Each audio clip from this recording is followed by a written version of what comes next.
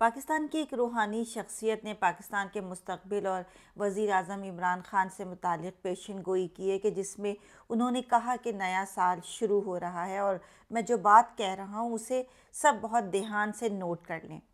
میں نے 25 دسمبر 1994 میں بھی پیشین گوئی کی تھی کہ یوسف رضا گیلانی وزیر اعظم ہوں گے تو پیر پگارا نے یقین نہیں کیا تھا، لیکن ایسا ہوا۔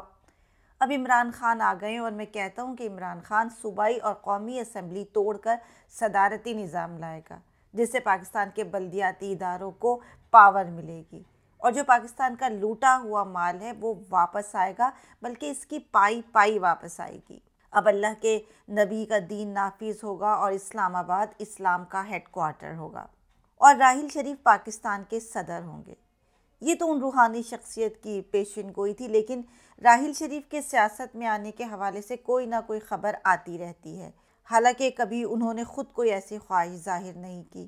وہ پاکستان کے مقبول ترین آرمی چیف رہے ہیں اور ان دنوں سعودی عرب میں ہیں، جہاں سعودی عرب میں وہ اسلامی اتحادیہ فوج کے کمانڈر ان چیف کا عہدہ سنبھالے ہوئے ہیں۔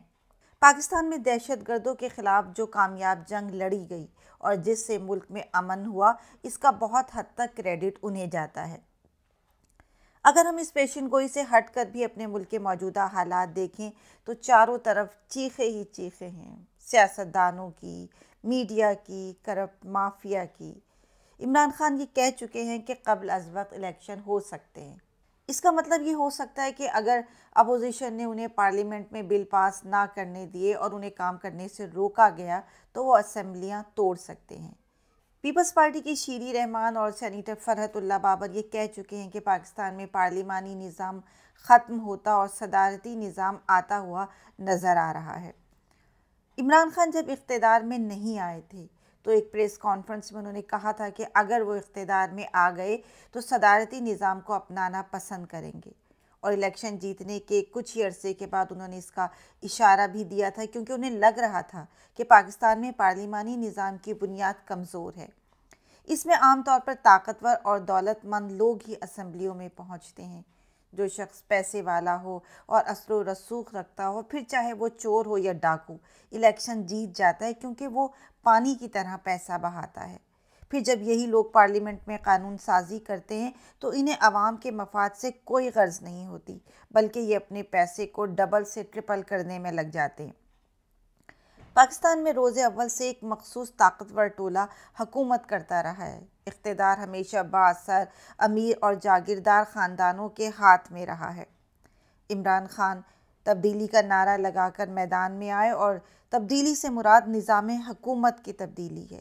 اگر صدارتی نظام آتا ہے تو اس سے انہیں اتنی طاقت مل جائے گی کہ وہ اس فرسودہ نظام کو تبدیل کرنے والی پالیسیوں کو نافذ کر سکے، کیونکہ اس نظام میں صدر کو مرکزی حیثیت حاصل ہوتی ہے اور تنہا شخص بھی بڑے فیصلے لے سکتا ہے، جبکہ پارلیمانی نظام میں پہلے فیصلوں کو پارلیمنٹ سے منظور کرانے کے لیے 2/3 اکثریت چاہیے ہوتی ہے۔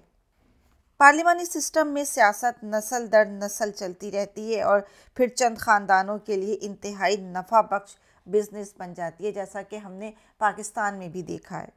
کچھ ہمارا مزاج بھی ایسا ہے کہ وہ صدارتی نظام کے زیادہ قریب ہے، لیکن سوال یہ ہے کہ کیا پاکستان کا طاقتور طبقہ اس نظام کو نافذ کرنے دے گا؟